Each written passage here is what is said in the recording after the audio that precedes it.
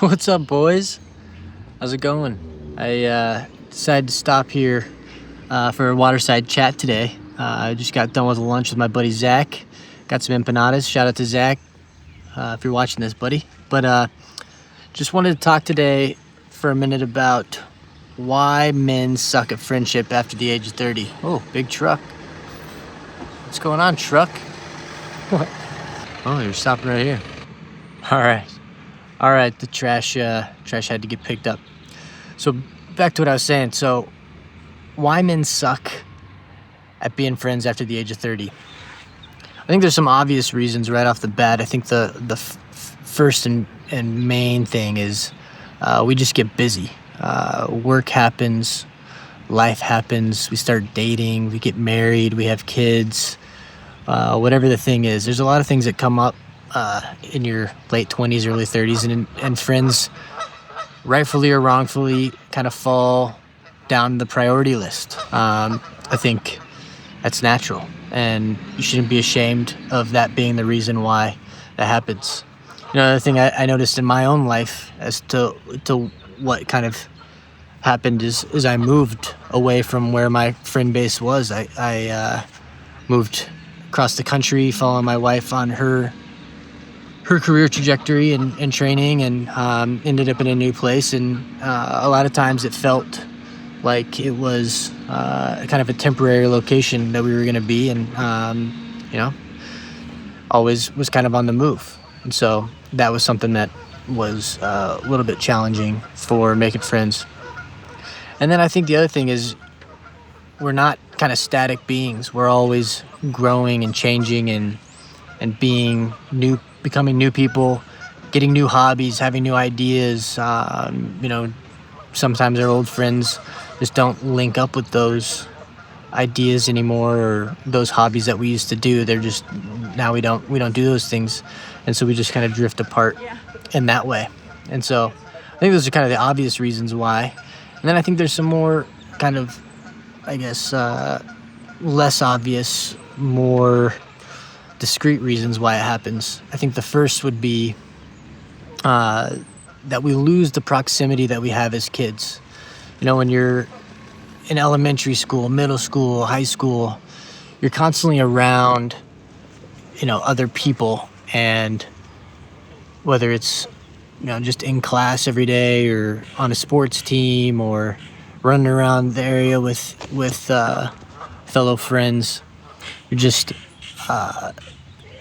you have time where you're just constantly forced to make friends and forced to make connections.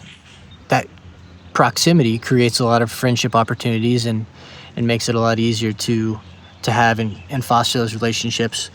I think the other thing is because you're in all those proximities with one another, it kind of just comes naturally that you become friends, you hang out, this is your tribe, this is who you go and do stuff with. And we don't really learn or embody those skills of being a good friend.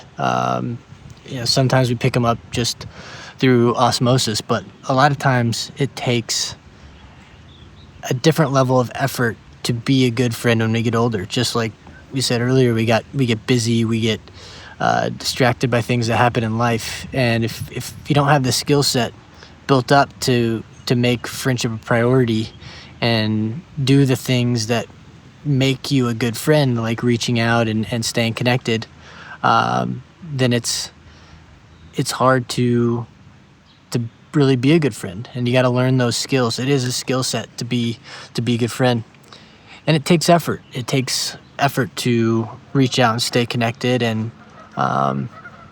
it's not just you can stay acquaintances, but it's hard to stay friends. And friendship takes another level of being there when times are tough, and being there when somebody needs something, or need help moving, or whatever it is, go fishing. And it takes effort to reach out every day or every week and just check in on somebody. So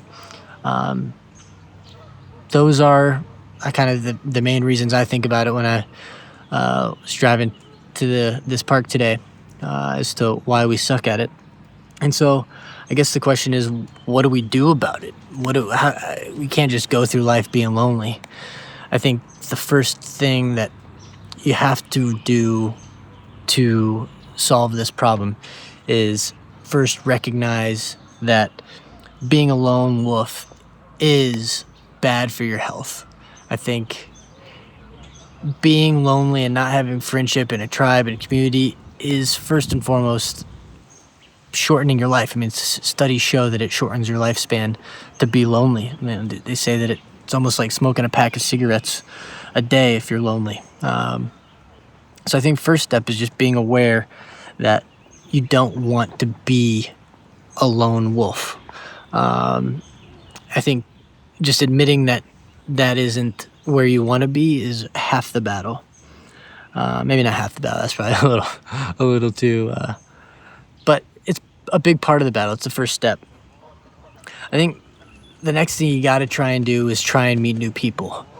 And this is the most uncomfortable part of the entire process, I think, is getting out there and meeting new people and seeing new faces. Look at these little geeselings. Whole little goose family. This is like Goose Central. I picked Goose Land, apparently, to stop and talk today. I know. Sorry. So yeah, getting out and meeting new people. Some ways are easier than others. It's a lot easier when you have a kid to meet fellow parents. That is an easy way to make it happen.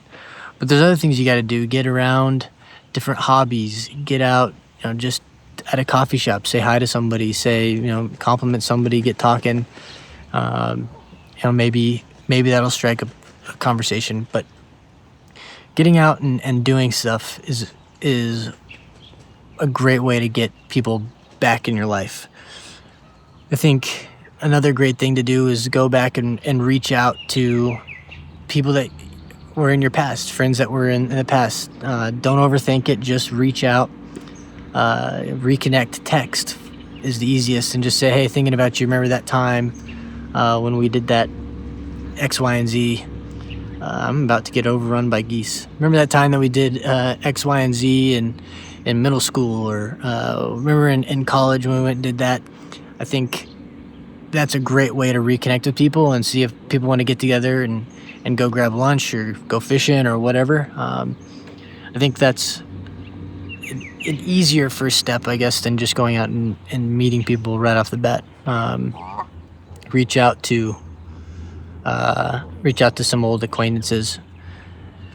And I think the kind of final step in it all is getting out and making that trip.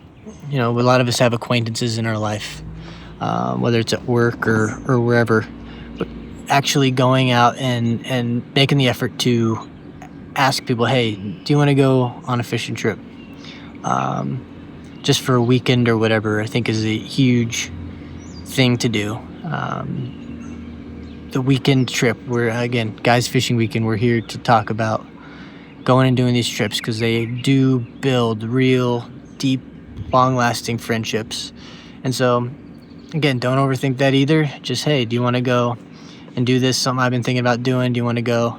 And it might take a little more planning than just going to lunch, but it's definitely worth it. So I guess that's kind of what was on my mind today when I was leaving my lunch with my buddy Zach. And yeah. Well, get out there. Brotherhood doesn't make itself, it doesn't just come along. You got to go out and build it. So get out there, go fishing, reach out, send this to a friend, tell them, hey, want to go do that. So get out there, tie lines.